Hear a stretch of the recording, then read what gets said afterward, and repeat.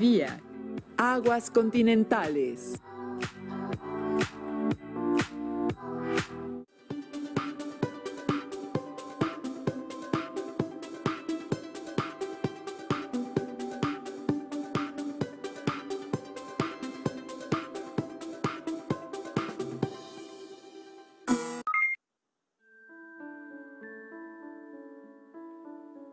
Les saludamos, alumnas y alumnos. Bienvenidas y bienvenidos a la sesión de Geografía en Aprende en Casa 2. Yo soy Enrique Rodal y hoy nos encontramos con el maestro Héctor González Ortiz. Nuestra sesión girará en torno a las aguas continentales. Por cierto, Enrique, ¿tú sabes cuáles son las aguas continentales? Perdón, sientes maestro, bien? es que... Corte, por favor. Tienes sed. No. No, es que... Disculpa. Es que necesitaba un poquito de agua porque tenía un poquito... ¿Estás reseca bien? la boca, pero ya estoy bien. Ya estoy bien. Muy bien, muy bien. Qué curioso, porque justamente de eso se trata la sesión de hoy. ¿De tener sed? Más bien, del origen del agua como la que estás bebiendo. Pero esta no es agua dulce, maestro. Esta es agua normal. Creo que te será muy útil la sesión de hoy. Comencemos. ¿De qué se trata la sesión de hoy? Es acerca de las aguas continentales. El día de hoy analizaremos la distribución y la dinámica de las aguas continentales y oceánicas en la Tierra. 3/4 partes de la superficie del planeta son agua. El agua es una de las sustancias más importantes de la naturaleza. Está presente en el espacio geográfico y forma parte estructural de todos los seres vivos de la Tierra. Eso quiere decir que en nuestro cuerpo también hay agua. Efectivamente, el agua representa el 65% de nuestra masa corporal. Es una sustancia compuesta, porque es la unión de 2 átomos de hidrógeno y 1 de oxígeno acoplados en un enlace covalente. Es decir, los 2 átomos de hidrógeno y el de oxígeno se unen compartiendo electrones. Disculpe, maestro, ¿no se habrá equivocado de asignatura? Digo, esto es geografía. ¿Qué tienen que ver los átomos y los electrones con nuestro tema? Pues mucho, porque el agua es una estructura atómica flexible. Esto es, puede cambiar de estado. Puede ser gaseosa en forma de vapor o sólida en forma de hielo, lo cual es fundamental para entender cómo ocurre el ciclo hidrológico en el ambiente, ya que el agua forma parte de los seres vivos y actúa en los procesos productivos, sociales, así como en la conformación de civilizaciones a lo largo de la historia en nuestro espacio geográfico. El agua que corre por la superficie terrestre son los ríos, ¿verdad? Así es. Por eso, el día de hoy hablaremos sobre el ciclo hidrográfico. Pero antes de eso, ¿sabían que el río Amazonas es el más caudaloso del planeta? El río Amazonas, sí, está localizado en América del Sur. Fluye desde los Andes, en Perú, en donde el hielo lo provee de agua a una altura de 5.998 metros, hasta Brasil, donde desemboca en el Océano Atlántico, en forma de delta. Atraviesa 9 países: Brasil, Bolivia, Perú, Ecuador, Colombia, Venezuela, Guyana Francesa y Surinam. Muy bien.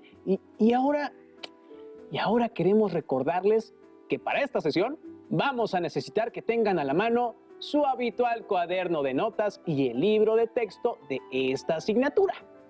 Como hemos dicho, Enrique, 2/3 partes de la superficie de la Tierra están cubiertas por agua. Entonces, nuestro planeta debería llamarse agua y no tierra. Es una buena observación, porque la vida misma surgió en el agua y dependemos totalmente de ella para sobrevivir como especie. ¿Te imaginas un mundo sin agua? Uy, sería horrible. Sería imposible. No habrías podido saciar tu sed como al inicio de la sesión. Sin agua estaríamos condenados a la desaparición. Lo entiendo. Pero lo que sobra en el planeta es agua, ¿no? Digo, usted mismo lo dijo, entonces, no deberíamos preocuparnos tanto, ¿no? No, Enrique, yo no dije que sobra agua en el planeta, sino que 2/3 partes lo son. Pero fíjate que de esa vasta cantidad de agua, muy poca es dulce, es decir, que podemos consumir humanos y otras especies. Ay, agua dulce como la que yo tomé.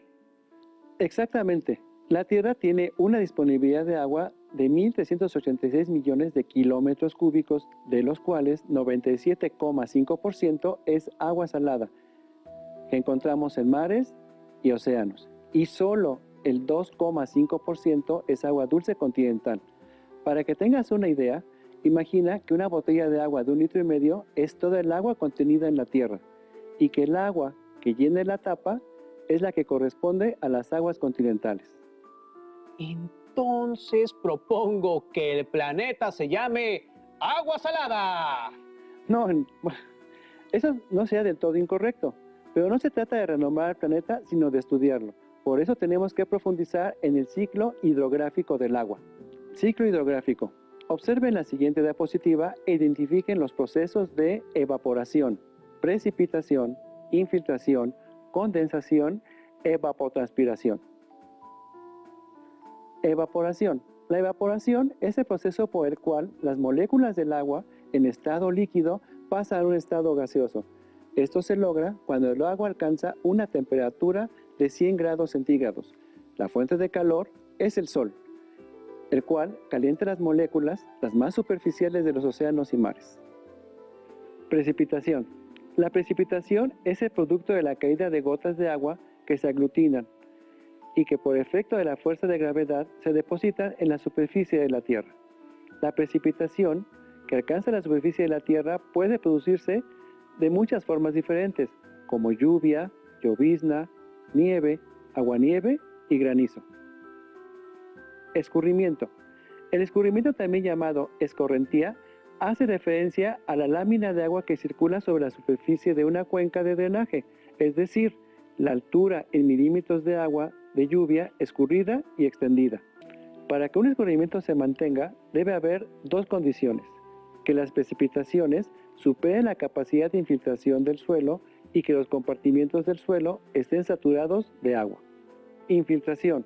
Ocurre cuando el agua alcanza el suelo y se filtra a través de sus poros y pasa a ser agua subterránea. La proporción de agua que se infiltra y la que circula en la superficie depende de la permeabilidad del sustrato geológico, de la pendiente y la cobertura vegetal. Parte del agua infiltrada vuelve a la atmósfera por evaporación, o más aún, por la transpiración de las plantas que la extraen con sus raíces. Evapotranspiración, en términos simples, consiste en el paso del agua a la atmósfera por la transpiración de las plantas. Se estima que un 70% del total del agua recibida por una zona es devuelta a la atmósfera a través del proceso de evapotranspiración, mientras que el 30% restante constituye la escorrentía superficial y subterránea. ¿Te fijaste, Enrique? En las imágenes pudimos apreciar los elementos que componen a la hidrosfera. ¿La qué, maestro? Hidrosfera. La hidrosfera, Enrique, es la esfera o capa de agua que envuelve a la Tierra, la cual se distribuye en océanos, mares, ríos, lagos, lagunas y demás cuerpos de agua, como pantanos, humedales, cenotes y manglares. El día de hoy nos interesan especialmente las aguas continentales y la circulación de estas en la superficie terrestre. La circulación del agua en la superficie terrestre son los ríos, ¿cierto? Principalmente sí. Sin embargo, hay muchísimos tipos de ríos y otros cuerpos de agua. De acuerdo, maestro. Eso suena bastante interesante. ¿Podemos conocer algunos tipos de ríos? Claro, Enrique. Existen al menos 3 tipos de ríos, según la forma de su flujo de agua. Esto es, según su cauce, los ríos se clasifican en ríos dendríticos. Ríos dendríticos, los cuales escurren en las partes altas de las cuencas, a través de los barrancos que asemejan una forma de árbol. Ríos meándricos. Ríos meándricos son aquellos cuyo cauce es muy pronunciado, longevo, y como el caso de la cuenca baja del Amazonas. Ríos rizados. Los ríos rizados o trenzados cuyo afluente se transporta sobre fallas y fracturas paralelas con un alto grado de pendiente. Asimismo, según su periodo de actividad, los ríos pueden ser perennes, es decir, permanentes o estacionales. Ahora, Enrique, te voy a proponer el juego de basta para fortalecer lo que estamos viendo. Me parece muy bien, pero ¿de qué se trata, maestro? Es muy sencillo. Yo digo A y pensamos en las letras del abecedario. Y cuando tú digas basta, te digo la letra donde me quedé y te hago una pregunta relacionada con el tema que estamos viendo. ¿Qué te parece? Me parece muy interesante, suena divertido. Son preguntas muy sencillas. Perfecto, estoy de acuerdo. Que empiece el juego. A. ¡Basta! Letra M. Empieza con M. Es el tipo de río cuyo cauce es muy pronunciado y longevo. ¿Meándrico? Excelente, Enrique. Vamos con la siguiente. A. ¡Basta! Letra C. Empieza con C de casa. Se refiere a la forma de flujo de agua de un río. Ay, ay, ay. Es... No, no sé. Cauce. Correcto. Vas muy bien, Enrique. Se nota que pusiste atención. Revisemos una más. A. ¡Basta! Letra D. Comienza con la letra D. Es el tipo de río que presenta corrientes que asemejan las ramificaciones de un árbol. Ay, ay, ay. Está fácil. Dendrítico. Excelente, Enrique. Bien jugado. Te has sacado un 10. Maestro, para complementar esto quisiéramos compartirles un dato curioso a las alumnas y a los alumnos que nos ven en casa. ¿Me acompaña? Claro que sí. Por supuesto que sí. Adelante. Dato curioso. Un dato curioso de geografía es que existen 17 países en el mundo que no cuentan con río alguno. Arabia Saudita es el mayor de ellos y esto se debe a que su relieve, que es relativamente plano, y a su clima extremadamente árido, lo que ocasiona que haya gran cantidad de infiltración, desecación y conflictos por el agua en la zona. Maestro, retomando los temas del día de hoy, he de comentarle que es fascinante conocer sobre las aguas continentales. Así es, Enrique. Es importante añadir que los sistemas fluviales se hallan distribuidos en cuencas hidrológicas. Cuencas. Las cuencas son cavidades naturales en las que se acumula el agua de lluvia. Esta circula en una corriente principal y finalmente llega a un punto común de salida o desembocadura, a través de sus afluentes o ríos tributarios. Las cuencas son unidades básicas para la gestión de los recursos hídricos y pueden ser endorreicas y exorreicas. Cuencas endorreicas. Las cuencas endorreicas son las áreas en las que el agua no tiene salida fluvial al océano. También se denominan sistemas de drenaje interno. Una característica de estas cuencas es que se localizan por debajo del nivel del mar, y los ejemplos más significativos son el mar Caspio y el mar Muerto. Cuencas exorreicas. Por su parte, las cuencas exorreicas son redes hidrográficas que se encuentran conectadas con el océano. Un curso de agua exorreico vierte su contenido en una desembocadura y esta puede tener forma de abanico, delta o bien estuarios. Ya casi terminamos, Enrique. Te sugiero que escuchemos y veamos este video para concretar lo aprendido el día de hoy. ¿Qué te parece? Me parece muy bien. ¡Corre video! Bienvenidos, profesores de telesecundaria. Mi nombre es Estanislao Hernández Figueroa, soy geógrafo, soy parte de la Dirección General de Materiales Educativos de la SEP y hoy vengo a hablar con ustedes sobre el tema de la dinámica de las aguas continentales. Tenemos que recordar que las aguas continentales son parte de un sistema mayor que se explica por el ciclo hidrológico.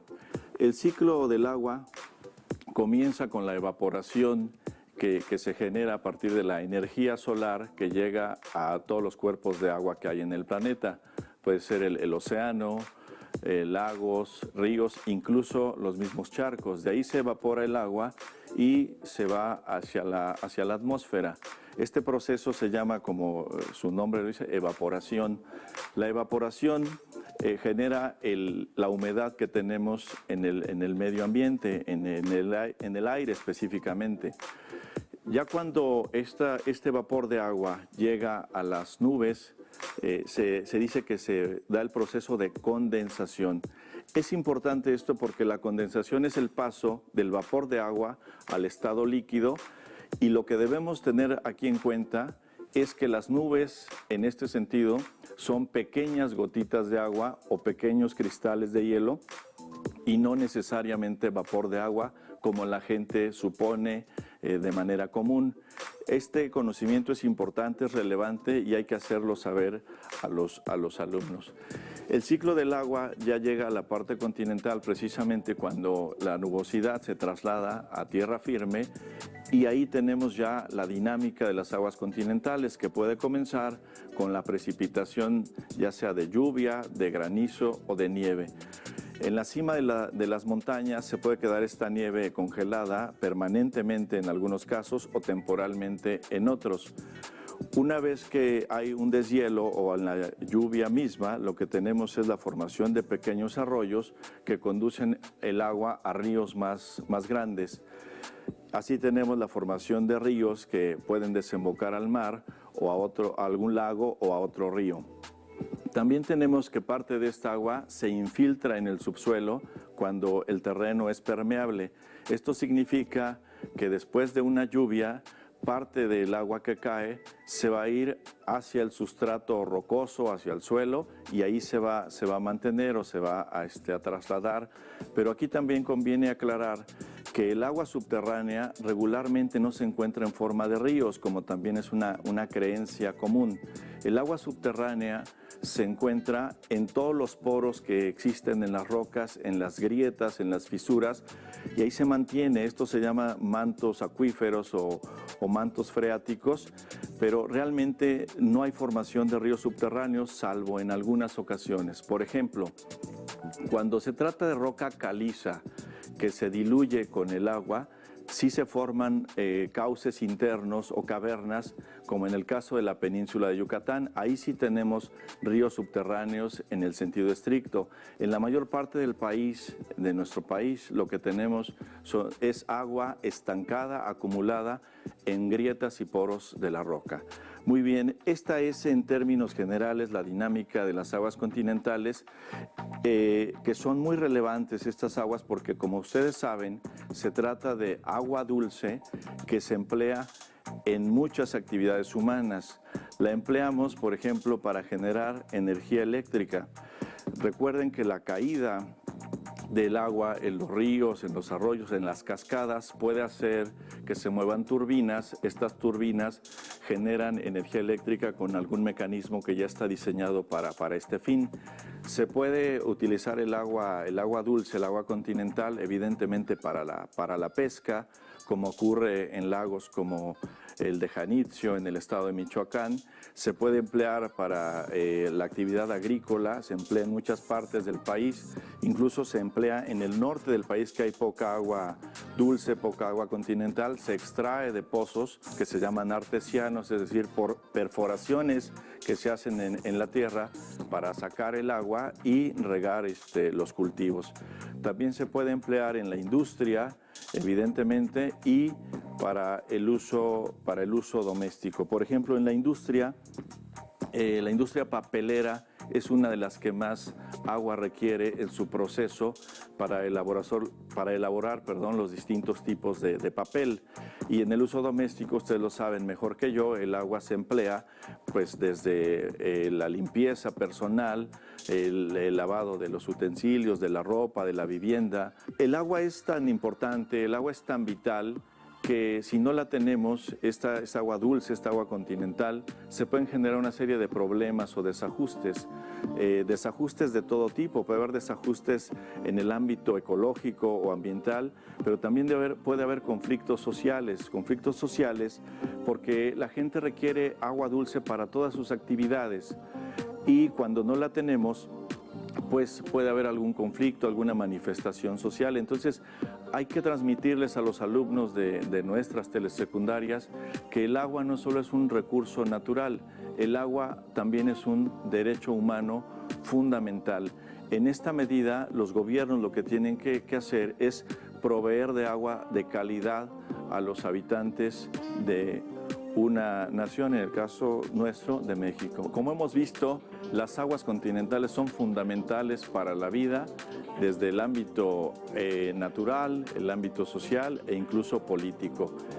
Con esto terminamos el programa de las aguas continentales y esperamos verlos en el siguiente. Acompáñenos, por favor. Maestro, ¿y cómo podemos aplicar lo que vimos en la vida cotidiana? Bueno, cuando analizamos la distribución de aguas continentales, también identificamos qué usos podemos hacer de ellas en la vida cotidiana y su aprovechamiento en los procesos productivos como la agricultura, la pesca y la industria. En la actualidad, el agua se está contaminando. Por ejemplo, veamos las siguientes diapositivas. Contaminación del río Salween. Por ejemplo, el río Salween en el sureste asiático es el río más contaminado del mundo, debido al aumento de la industria de la zona, que ha derramado altos niveles de cadmio, cobre, plomo, mercurio y zinc, que prácticamente han convertido el río en una burbuja química. Contaminación del río de la Plata. Otro ejemplo es el río de la Plata, en la frontera entre Argentina y Uruguay, que presenta desde hace décadas una importante contaminación por el vaciado de residuos industriales y domiciliarios en sus riberas. Bueno, ese panorama es un poco triste, la verdad. Así es, Enrique, porque la situación de las aguas continentales en gran parte del mundo está muy comprometida. Pero no todo está perdido. Hay muchos esfuerzos, como los Objetivos de Desarrollo Sostenible, para recuperar ríos, lagos, lagunas, aguas subterráneas y otros ecosistemas acuáticos muy importantes y frágiles, como los manglares y los cenotes. Les invitamos a que conozcan el Objetivo 6 de la ONU para el Desarrollo Sostenible en la siguiente liga. Esto tiene la finalidad de identificar las acciones que podemos llevar a cabo desde nuestros hogares y vida cotidiana para cuidar el agua, como la captación de agua de lluvia. Cultura del agua. Menos mal, maestro. Bueno, finalmente les invitamos a que busquen cuáles son los ríos, lagos y lagunas que existen en su municipio, en su estado y en el país. Sería mejor si los dibujan en un mapa con color azul desde su nacimiento hasta su desembocadura. ¿Y si un río que pasa cerca de mi casa está contaminado, lo puedo dibujar con otro color que no sea azul? Claro, Enrique. Claro que sí.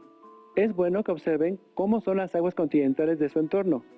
Y para eso pueden obtener más información en la página de la Comisión Nacional del Agua, CONAGUA. Muy bien, maestro. Pero antes de concluir, me gustaría leer un fragmento de uno de mis poemas preferidos. Se llama El río y es de Pablo Neruda. ¿Qué le parece? Excelente idea, Enrique. En las tierras salvajes, el Orinoco me habla y entiendo. Entiendo historias que no puedo repetir. Hay secretos míos que el río se ha llevado. Y lo que me pidió lo voy cumpliendo poco a poco en la tierra. Reconocí en la voz del Arno entonces viejas palabras que buscaban mi boca, como el que nunca conoció la miel y haya que reconoce su delicia. Así escuché las voces del río de Florencia, como si antes de ser me hubieran dicho lo que ahora escuchaba.